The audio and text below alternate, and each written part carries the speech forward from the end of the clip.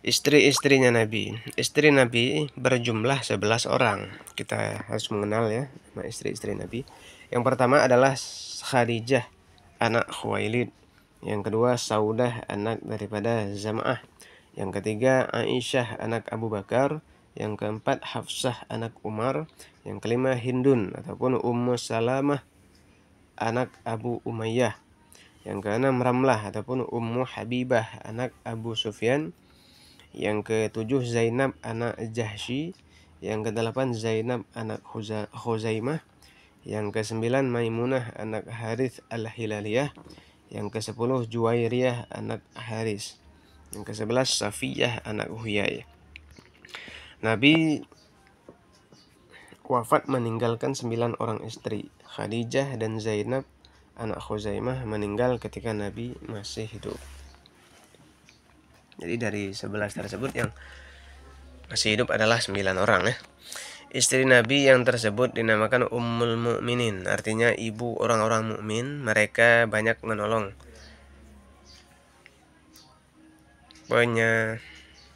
penyiaran agama Islam di kalangan kaum ibu.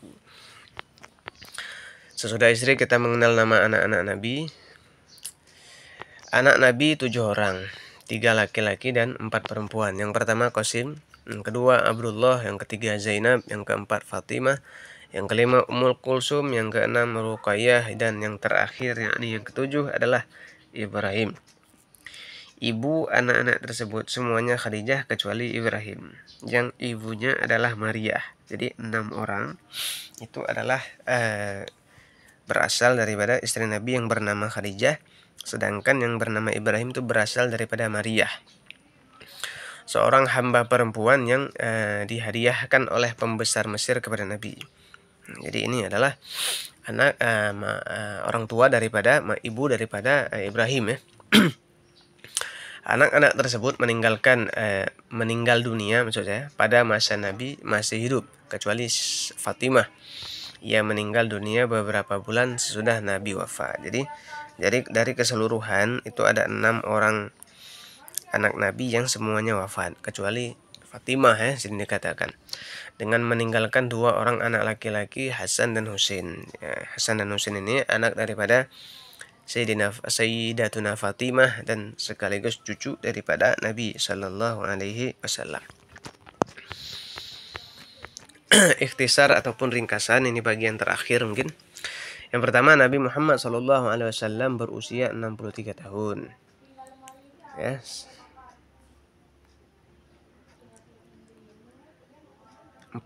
Nah, ini dibagi menjadi tiga poin mungkin ya di sini.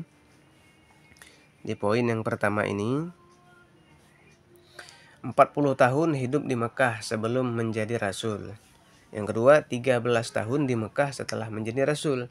Dan poin yang ketiga 10 tahun di Madinah sesudah hijrah.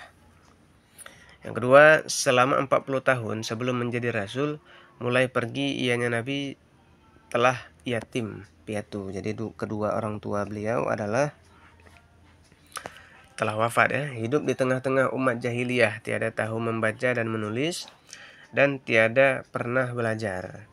Jadi ini ilmu laduni yang didapatkan oleh Nabi Shallallahu Alaihi Wasallam. Selama itu ia senantiasa mempunyai budi pekerti yang mulia, lurus dan jujur, dipercayai sehingga penduduk Mekah memberi gelar Al-Amin kepadanya, artinya orang kepercayaan. Poin yang ketiga daripada ikhtisar atau ringkasan, kemudian 13 tahun di negeri Mekah. Mulai dari ia diangkat menjadi rasul, tiada henti-hentinya dia bekerja dengan sungguh-sungguh mengajar dan menunjuki orang kepada jalan kebenaran dan kebaikan serta mengajak orang beragama Islam. Ini luar biasa semangat daripada Nabi Sallallahu Alaihi Wasallam. Tidak pernah sekalipun patah cita-citanya Nabi meskipun rintangan yang dihadapinya Nabi sangat hebat sehingga ia terpaksa meninggalkan negeri Mekah, pindah ke Madinah untuk meneruskan perjuangannya Nabi Sallallahu Alaihi Wasallam. Yang keempat, selama 10 tahun di negeri Madinah setelah menempuh percobaan ataupun ujian yang hebat-hebat, ia senantiasa mendapat kemenangan dan pengikutnya semakin bertambah banyak. Ini buah daripada perjuangan, hasil daripada perjuangan yang telah beliau laksanakan. Mana dia tadi?